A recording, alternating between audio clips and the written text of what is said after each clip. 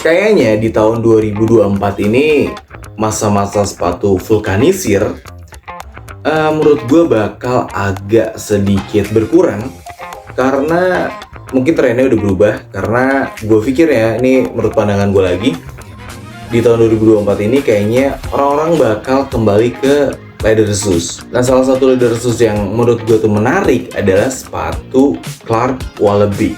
Berhubung sepatu itu tuh harganya sampai 2 jutaan, gue di sini bakal kasih 3 rekomendasi sepatu lokal yang siluetnya mirip dengan sepatu Clark Wallaby.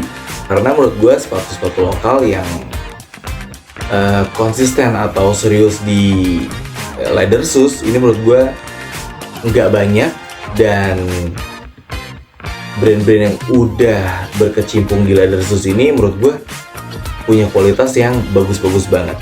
Pertama dari Porte atau Porti bacanya, gue nggak tahu. Ini salah satu sepatu wishlist gue juga. Porte ini brand asal Bandung yang menurut gue lagi ini tuh brand yang menurut gue punya kualitas yang nggak main-main. Kalau gue lihat trennya di marketplace Shopee, ini tuh khususnya sepatu yang artikel Pebble ini tuh sering banget sold out. Kalaupun colorway yang gue suka ada, pasti size-nya nggak ada. Kalau size-nya ada, colorway-nya yang gue suka tuh nggak ada. Kadang-kadang tuh begitu. Makanya kalau teman-teman pengen nyari sepatu Porte Pebble ini, temen harus banget sering kepoin marketplace-nya Porte ini. Kapan di restock gitu-gitu, teman-teman harus cekatan atau gercep. Karena barang ini tuh emang cepet banget habisnya. Itu wajar sih, karena dengan harga under 500.000, Porte kasih kita sepatu yang sensasinya mirip-mirip Clark Wallaby, tapi punya harga yang bener-bener jauh banget di bawahnya.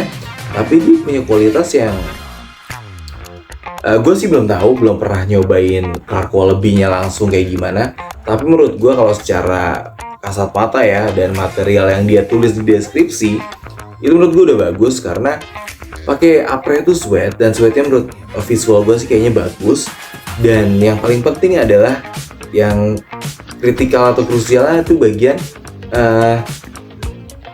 outsole-nya. Karena emang ciri khasnya Clark itu ya pakai outsole creepy sole, dan si Porte ini dia berhasil bikin outsole pakai creepy sole juga, yang menurut gue tuh secara visualnya tuh 11-12 dengan Clark Wallaby-nya itu. Makanya gue tuh pengen banget punya sepatu Porte Pebble ini. Ini salah satu sepatu wishlist gue di tahun 2024 ini. Nah, yang kedua ada brand namanya ED Footwear dengan artikel namanya Wonder. Sama dengan Porte Pebble tadi, artikel Wonder ini juga mempunyai atau mengiblat atau berkiblat siluetnya ke sepatu Clark Wallaby, di mana material-material yang identik dengan Clark Wallaby itu si ED Footwear ini juga pakai kayak uppernya sweat, terus outsole creepy sole dia juga pakai juga. Nggak sama kayak si Porte tadi, sepatu ini harganya jauh di bawah Porte. Porte tadi harganya 400 ribuan. Untuk si ED Footwear ini harganya sekitar 200 ribuan, 244 ribu kalau nggak salah. Gue rasa ED Footwear Wonder ini bisa jadi opsi kalau teman-teman sulit banget untuk dapetin si Porte Pebble tadi. Kalau teman-teman kira-kiranya udah putus asa, udah nyari, udah huntingnya susah, teman-teman ya bolehlah belok dikit ke ED Footwear Wonder ini, karena dia punya material atau warna-warna yang nggak terlalu jauh beda dengan si Porte Pebble. Tapi wishlist gue tetap si Porte Pebble. Terakhir ada sepatu dari JYF dengan artikelnya Oxford. Ini agak sedikit lain dari brand tadi karena materialnya ini cukup beda. Yang identiknya Clark Wallaby itu pakai outsole creepy sole. Kalau yang ini tuh dia nggak pakai outsole creepy sole, dia cuma pakai kayak Eva foam sama rubbernya juga kayak kombinasi gitu, jadi dilapis-lapis gitu. Dan untuk outsole, untuk uppernya tetap pakai suede, tapi untuk outsole-nya dia nggak pakai creepy sole. Yang disayangin itu. Makanya kalau nggak pakai creepy sole atau pakai yang outsole yang foam gini, rubber sama foam gitu, itu tuh bakal ngelupas nih. Ini tuh bagian rubbernya kelupas, udah nggak tahu gue buang mana. Tuh, ini kan berlapis-lapis gini. Jadi ya ini bakal licin banget kalau di jalanan kalau teman-teman maksa tetap dipakai ya. Sayangnya itu sih. Tapi untuk bagian sweat uppernya menurut gue oke banget dan cakep banget. Sayangin ya cuma ini aja, kalau nggak pakai creepy sole ya bakal begini copot. Memang harganya jauh lebih murah dari kedua brand tadi. Yang pertama Porte 400 ribuan, yang kedua Edevolt Wear di harga 240 ribu. Yang JF ini harganya cuma 220 ribuan aja.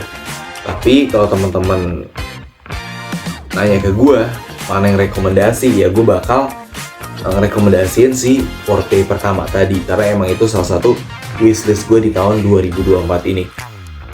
Selain kualitasnya yang menurut gue lebih bagus karena dia pakai creepy sole, dan emang Porte itu lagi banyak banget dibincangin ya karena statementnya yang ini.